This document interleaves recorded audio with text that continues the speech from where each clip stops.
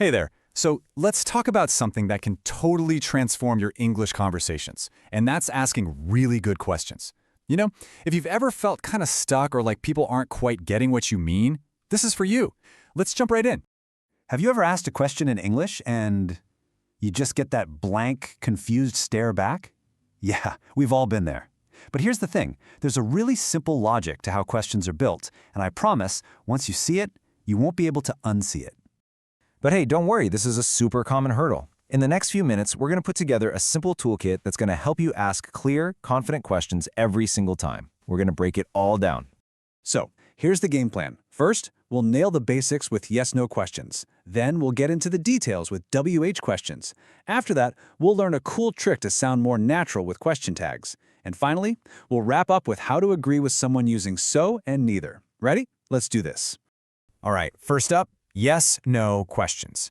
Now, these are the absolute building blocks of asking questions in English. If you can get this right, trust me, everything else just clicks into place. So, what's the big secret to a yes-no question? It's all about one simple move.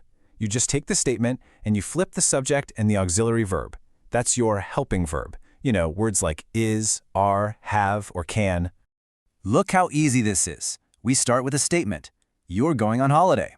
Okay, the helping verb is are. All we do is slide it to the front and bam, you've got a perfect question. Are you going on holiday? Seriously, that's it. Okay, but what if there is no helping verb, like in I like Italy? Well, that's when our hero verb do comes to the rescue. For present tense, we bring in do or does.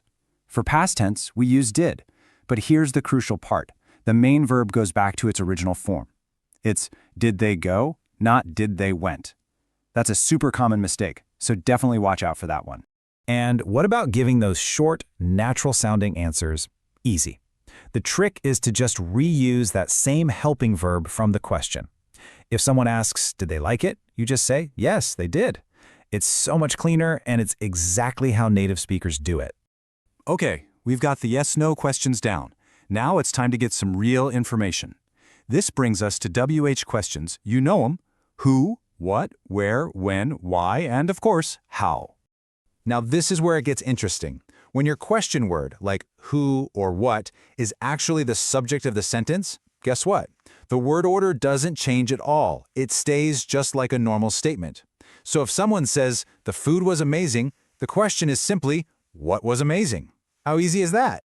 But when you're asking about the object, the thing that's receiving the action, then our old friend, that word flipping rule, comes right back. We add do, does, or did, and we do the inversion. So if the statement is, this hotel offers the best view, the question becomes, what does this hotel offer? You see that little flip? That's the key. And this slide just lays it out perfectly. Who's visiting Shirin? We're asking about the subject, Molly. The word order is straightforward. But in who's Molly visiting, we're asking about the object, Shirin. And you can see that familiar question structure pop right back in. Getting this difference down is a total game changer.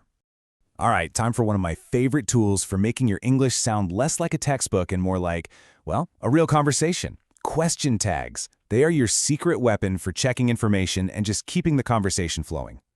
See what I did there? This is a perfect example.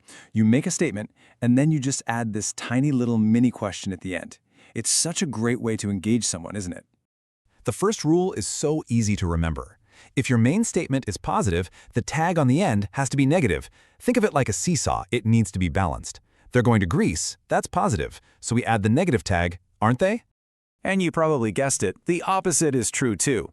A negative statement gets a positive tag. So you aren't going to Greece, that's negative.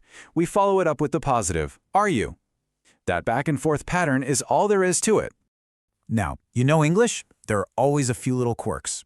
The tag for I am is, weirdly, aren't I?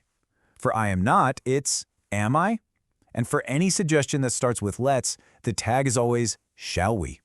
These are definitely worth memorizing because you'll hear them all the time. Okay, on to our final tool. We're going to shift gears from asking questions to responding. This is such a great shortcut for agreeing with someone and just keeping that conversation going without missing a beat. And the structure for this is so simple and elegant. To agree with something positive, you use so, then the helping verb, then the subject. So did I. To agree with a negative statement, you use neither, then the verb, then the subject. Neither can we.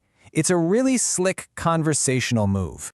And there you have it, your brand new question toolkit.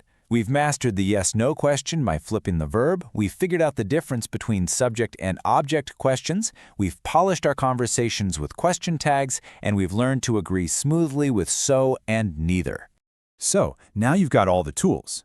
But remember, language is all about making a connection. The only real question left is, what are you going to ask first? Go start a conversation.